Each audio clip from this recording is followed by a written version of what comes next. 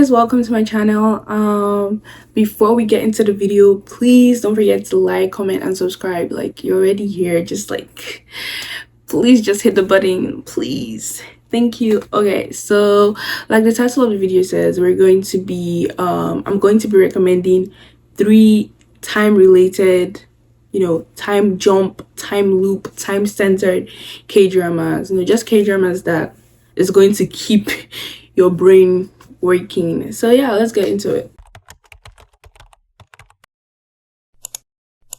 The first K-drama on my list is going to be My Perfect Stranger. To me, this is such an underrated K-drama. Like, while I was watching this, I just loved everything about it. The mystery, the thrill, the romance, the comedy, everything about it was just, I feel like it was really well written, and I never really see people talking about it. Like, it was something I don't even see TikToks. Like, when I watch K-dramas and I want to, like, go in and watch TikToks, there's not much of TikToks. I wish I could edit out of giving this K-drama like some TikToks at least. But yeah, basically this K-drama follows Junhee, our male lead, and Yoon Young, our female lead.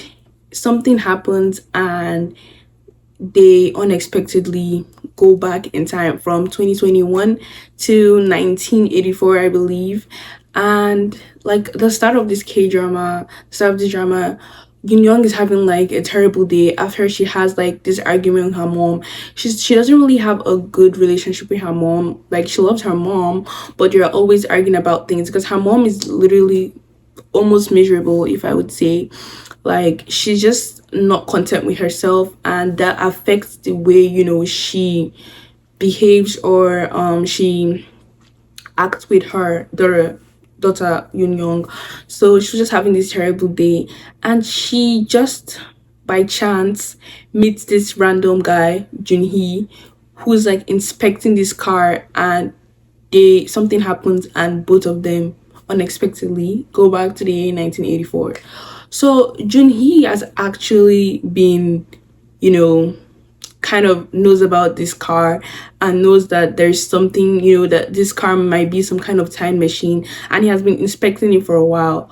But Yoon Young, on the other hand, is literally just collateral damage. She doesn't know anything about it, and she just got dragged into this, without her permission. So she goes back in time, and by the time they realize what's going on, she wants to meet her mom, because she realizes, oh, my mom was like a teenager, she's in high school during this time, and she wants to meet her mom. She wants to get to know her mom, if like what happened to her mom, like was her mom always this miserable and all of that.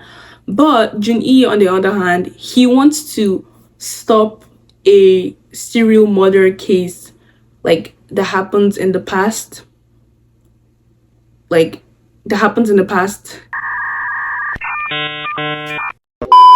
yeah, he wants to stop a serial murder case that happens in the past. And that I think he's a journalist, so he keeps on, like, he knows about this case, and he knows how like a lot of lives were affected, so he wants to stop this case in the past. And I think Yoon Young is like saying he shouldn't change anything from the past, that he should just not interfere in anything. She's more like she just wants to see her mom and all of that. But basically that's what the whole drama is about. It's about them trying to both of them eventually working together to stop this whole serial killer and wherever it is, to just stop everything. And it's just nice because we never really see Yoon Young with her family in the future, like the present, not the future, but we never really see her. But now we get to see her with both her parents as like high schoolers, and it's just really nice because they have like picnics and everything, and it's just her mom and dad being lovey-dovey, and just her like reminiscing, I guess, or trying to enjoy the moment, because she knows that when she goes back to the future, she doesn't actually know what's going to happen in the future, or like how anything they change would affect the future. So yeah, I recommend this. It was really nice, like the thrilling, like the mystery, the romance between our leads. It's not really romance centered between them, but those are like the ones that is not romance centered. Those are like the best, because the chemistry is just overflowing. But yeah, I really recommend it. It was nice. I really loved it. I feel like it's a really underrated drama that deserves more recognition. Our next K drama on the list is going to be A Time Called You.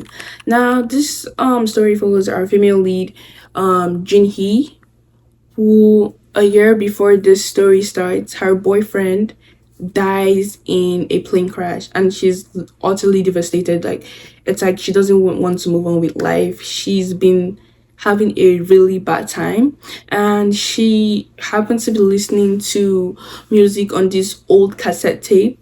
And while she's listening to music, she wakes up in 1998, and she's in a high school girl's body, Kwon Minju, and she's confused on, what's happening, how she got here, and all of this.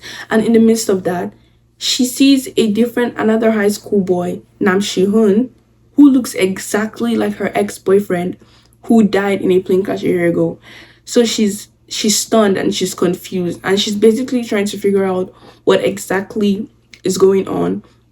She's trying to try to put things together, try to understand whatever is happening, if she's in a dream, like basically what is going on with her, like how is this all happening.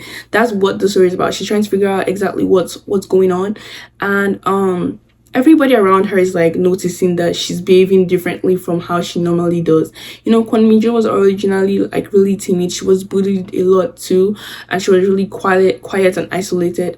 But that's not Junhee's personality. Junhee is more confident, bubbly and everything. So everybody around her notices her difference. And yeah, she's also gets to have like a relationship with Nam Shi-hyun, like from friends, and she starts falling for him. But in her head, she's like, am I actually falling for him, or do I just see my like dead boyfriend in him? So she's kind of trying to navigate all of that. Another thing is that Kwon Minju actually has a stalker that has been stalking her even before Junhee entered into her body, before any of this, because she was like isolated, always alone.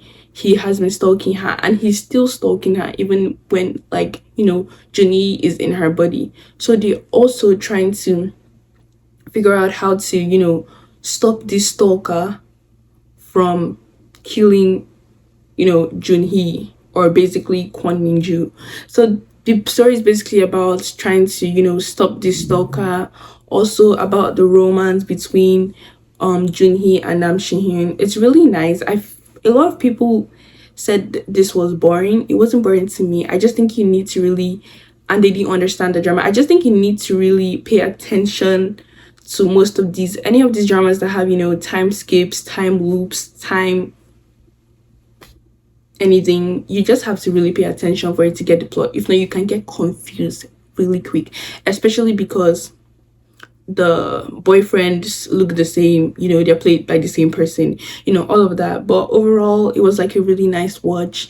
I really enjoyed it. It was like a very, like, I cried sometimes. So I feel like if you're looking for like a slow, calm, drama, this is the one for you. Okay, now our third drama on the list is my personal favorite, The King's Eternal Monarch. So The King's Eternal Monarch takes place in two different worlds. One, the Kingdom of Korea, where this is an alternate timeline where Korea continues in monarchy. We have with Lee Gon, our male lead, as the king. And then we have the Republic of Korea, which is basically like the same modern day Korea that we have now in the real world, with presidents and executive and all of those, where we have Jung Tae-ul, I hope I pronounced it that, our female lead, as a detective. Now, when Lee Gon was much younger, his uncle attempted a coup and murdered the king at that time, Lee Gon's father. And the only reason Lee Gon survived this coup was because a masked savior came and rescued him. But before that masked savior disappeared, he dropped an ID card from the future and from a different world belonging to our main girl, Jung Tae-ul.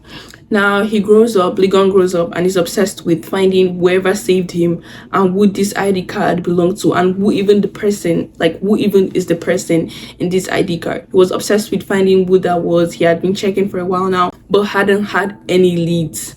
Now there's this flute, I cannot pronounce what's actually called, but there's a flute, a magical flute that the king normally has, like, possession of these flutes. And that's the reason why Lilim actually wanted to, not only he also wanted to be king, but he also wanted the flute, because these flutes could help you travel between world and different dimensions. So while he attempted this coup, that flute was actually split in half. Lilim took the other half, and the other half stayed in the palace. So Ligon is king, so now he possesses the flute. So Ligon unexpectedly opens a portal with the flute, and unexpectedly finds himself, in the Republic of Korea. And he goes there, and the detective that comes to assess the situation is Jung Tae-il. So when he goes there, he kind of realizes what's going on. He starts getting accustomed to, the Republic of South Korea, and he starts discovering that so many other people from his kingdom have traveled from there over here, and he's wanting to solve, solve this issue, because nobody's supposed to be crossing worlds except, I guess, the king. But yeah, everybody that is going from the Kingdom of Korea to the Republic of Korea is doing so illegally. So he's just trying to figure all of that out, trying to also figure out the mystery behind his dad's death and whoever came to come and save him. So the whole story is just about, the whole drama is about, him trying to figure out what exactly is going on, and also his budding romance with our main girl, Jung Tae-il. I really loved it, the drama. I loved how, it was really visually appealing. I loved the storyline, the plots, because I get how people would get confused, because there was a lot of going back and forth, a lot of doppelgangers, a lot of things that would get you confused. But I feel like you just have to listen and watch and pay attention. A lot of people don't pay attention, and I wouldn't lie, the first episode I watched it and I was like, okay, this is boring, but I actually watched it again and decided to concentrate. And this is one of the best K-dramas ever right now for me. It's one of my top 10. I loved everything, the romance, I loved seeing, Korea in monarchy. It was just nice, and a nice story overall. Yeah, it was also funny, and it just, I don't know, what can I say, it was a good K-drama. So yeah, these are the 3 dramas that I would recommend if you like, all these time loops and time center dramas. These 3 are really good. And again, if you like this video, please subscribe, like, comment, and share, I guess, and turn on your post notifications. And yeah, that'll be all today. Thank you.